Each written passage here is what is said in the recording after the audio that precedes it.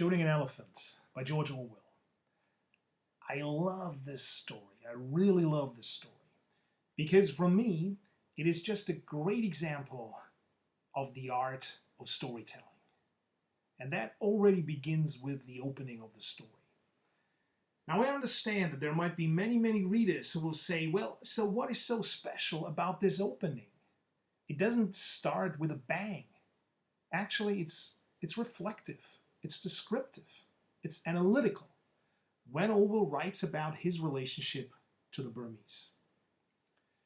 For the Burmese, Orwell, as a police officer, he is a representative of the British Empire.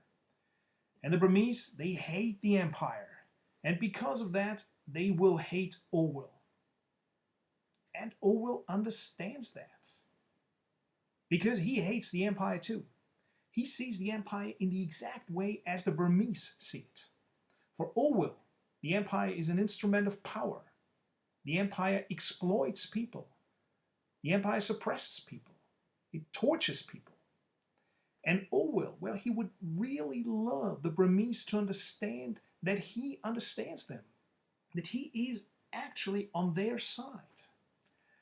Well, but the Burmese, they can't do that.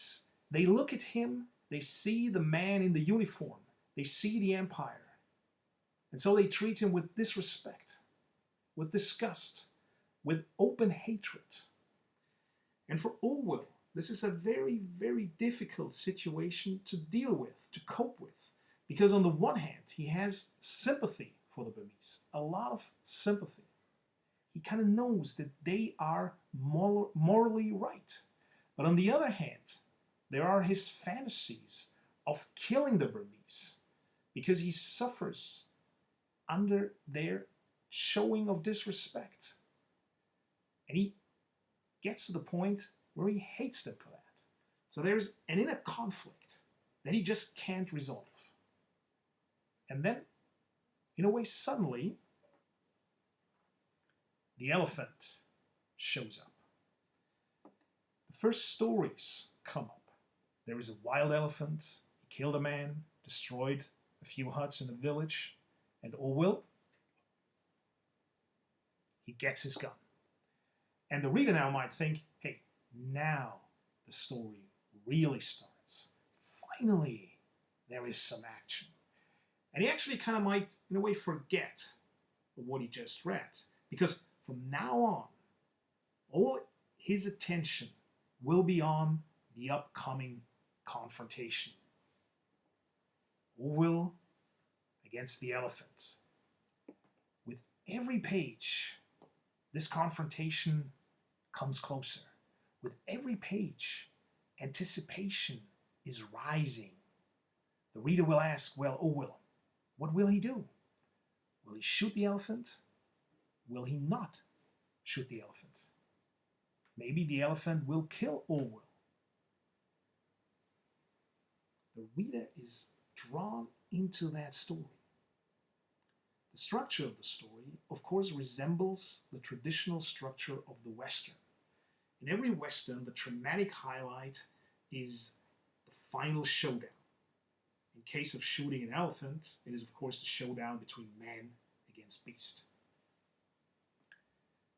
And then the showdown finally comes. And Orwell shoots the elephant.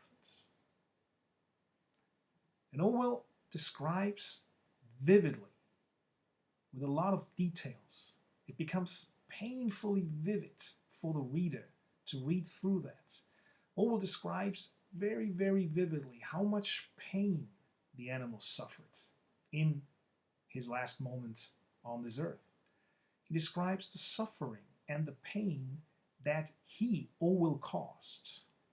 And because of this lengthy description of the very painful death, Orwell gives an indirect comment by giving the animal and the suffering of the animal, sort of center stage.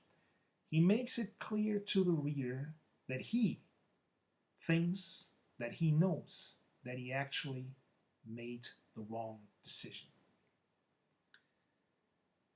After that, the tension sort of falls off until the very last sentence of that story. Because with the very last sentence, Orwell explains himself. He gives an answer to the question, why did he do it? And he says, my paraphrase now, I did it because I didn't want to look like a fool. And bang, suddenly we are back in the opening scenario. Suddenly we sort of get an idea that the story that invested so much time, so many pages to build up this confrontation, in the end wasn't really about this confrontation. It was about something else. It was about human nature. It is a story that should remind us of how important it is, probably to each and every one of us, of how important it is for us what other people think of us, how important our reputation is for us.